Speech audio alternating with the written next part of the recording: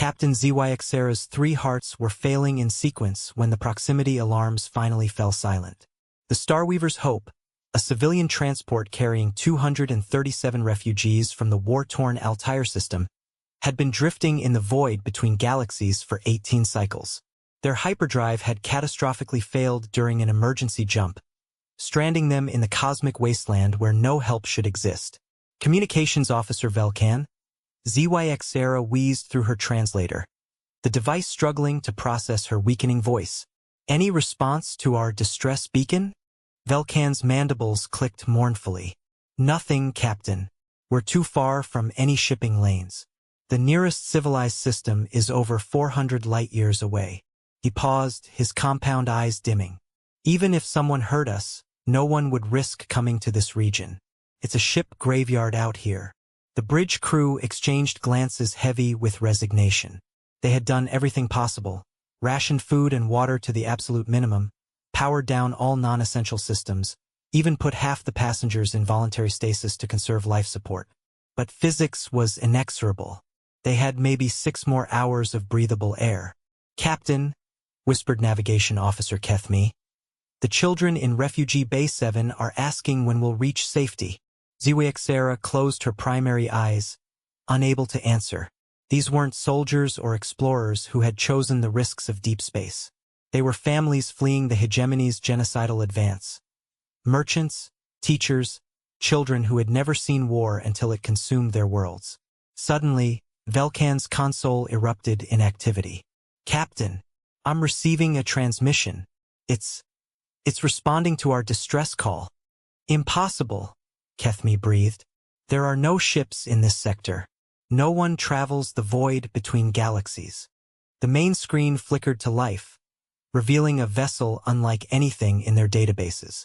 Sleek and predatory, with weapon arrays that could level cities, it was clearly a warship designed for destruction. ZYXera felt her remaining strength drain away. Pirates. Even here, in the middle of nowhere, death had found them. Unknown vessel, came a voice through their communications array, speaking perfect galactic standard. This is Captain Sarah Martinez of the United Earth Navy ship Indomitable. We received your distress beacon. What is your situation? The bridge fell silent. Earth Navy? No one had ever heard of such a military force. Velkan ran frantic database searches that returned nothing. This is Captain ZYXera of the civilian transport Starweaver's Hope, she managed. We're a refugee vessel. Hyperdrive failure. 237 souls aboard, including 86 children. Life support failing. We have maybe 6 hours left. A pause. Then, acknowledged, Starweaver's Hope. We're adjusting course to intercept. ETA 17 minutes. Can you maintain life support until then? Yes, but... ZYXera struggled with the words. Captain Martinez, we have no currency, no valuable cargo.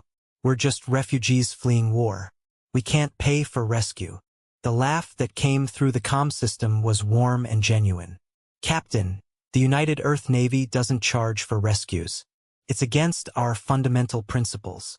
Besides, no one gets left behind in the void. Not on our watch.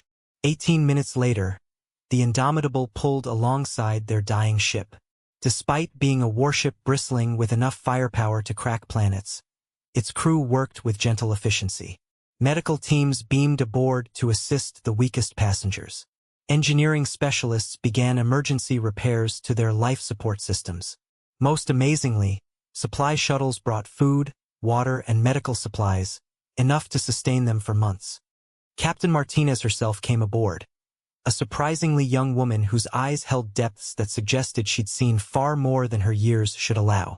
Your hyperdrive is beyond field repair, she informed ZYXera. But we can tow you to New Geneva Station. It's only 3 days from here. Full repair facilities, and they specialize in helping refugee populations find new homes. 3 days. ZYXera stared in amazement. But the nearest inhabited system is 400 light-years away, yes. But that's in your galaxy. Martinez smiled. New Geneva is in the Andromeda sector. We've established quite a few colonies there for situations exactly like yours. As the Indomitable engaged its tractor beam and began towing them towards safety, Zyxera found herself asking the question that had been haunting her. Captain Martinez, why? Why risk coming to the void between galaxies for strangers? Martinez was quiet for a long moment, watching Altarian children play with human crew members in the main bay. Because once, a long time ago, humanity was lost in the dark. Someone answered our call. We swore we'd never let anyone else drift alone in the void. The Starweaver's hope wasn't lost anymore.